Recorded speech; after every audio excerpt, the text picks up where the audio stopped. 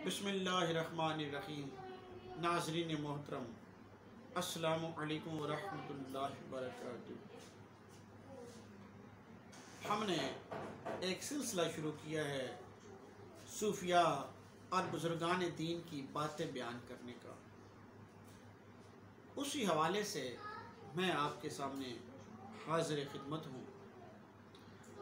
नाज़रीन मोहतरम, सूफिया और या अल्लाह के महबूब बंदे होते हैं, ये वो चुनिंदा हस्तियाँ होती हैं जो दुनिया के अंदर अल्लाह की तरफ से अता करता रूहानी निज़ाम चलाती हैं।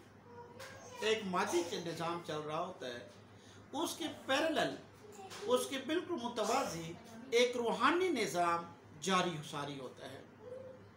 बहुत से फैसले रूहानी निज़ाम के अंदर होते हैं और बाद में मादी निज़ाम के अंदर ज़ाहिर होते हैं।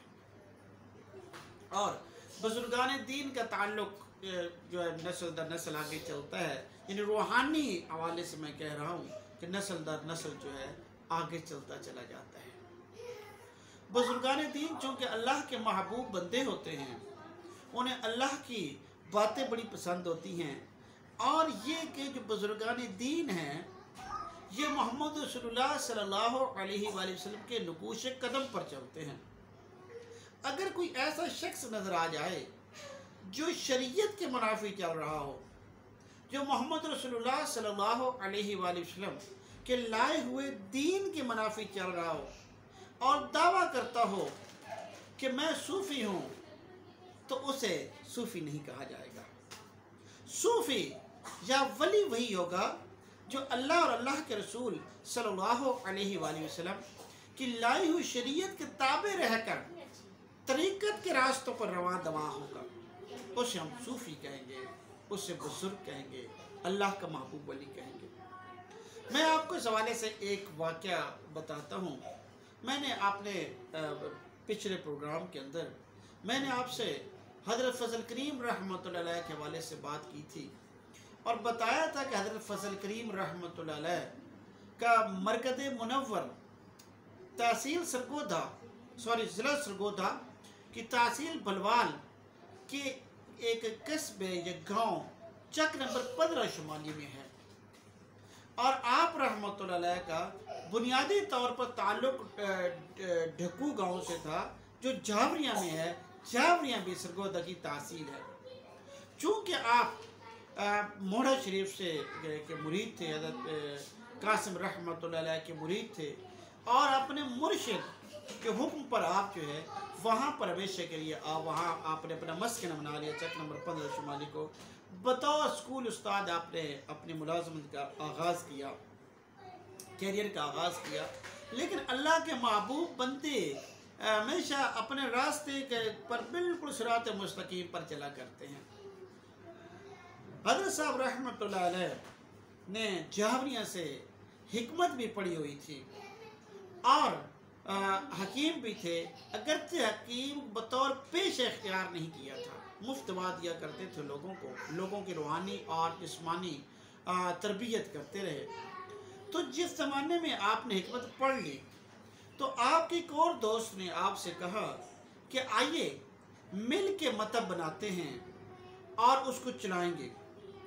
हज़रत साहब रहमतुल्लाह अलैह ने फरमाया कि आइए एक मिल के सफ़र करते हैं। सफ़र के इख्तिताम पर फैसला करेंगे कि क्या हमें मतब बनाना चाहिए या नहीं बनाना चाहिए। ये हज़रत साहब रहमतुल्लाह अलैह के मुरीद हाजी मुश्ताक साहब, जो अल्हम्दुलिल्लाह बाकायदे हयात हैं, उन्होंने ये वाक़या सुनाया। तो सफ़र हम इख्तियार करेंगे और सफ़र के इख्तिताम पर फैसला हो जाएगा कि हमें इकट्ठे मिल के मतब बनाना चाहिए या नहीं। चुनांचे सफ़र पर चल पड़े। सफ़र इख्तियार किया सरगोधा से वहाँ जावरिया से सुल्तान बाहू रहमतुल्लाह अलैह जंग की तरफ। जब जंग पहुँचते हैं, गाड़ी से उतरते हैं, यानी समझिए कि ये 47 का ज़माना है। वहाँ पर पहुँचते हैं तो देखते हैं कि हिंदुओं की दुकान है, हिजरत का ज़माना था, और उस दुकान को लूटा जा रहा है। हिंदू उस दुकान को लूट रहे हैं, सॉरी मुसलमान दुकान को लूट रहे हैं। अब होता क्या है कि हज़रत साहब रहमतुल्लाह अलैह देखते हैं, और वो जो आपका दोस्त था जिसने आपके साथ सफ़र किया था, जो आपका फेलो भी था, अब वो भी भाग के जाता है और उस लूट मार में शामिल हो जाता है। वहाँ से वो भी कुछ लूट कर ले आता है।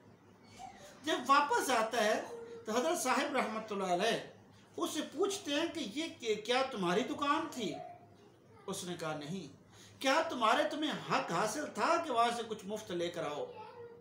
तो उसने कहा कि लूट मार हो रही थी, सारे लोग लूट रहे थे दुकान को, तो मैंने भी लूट लिया।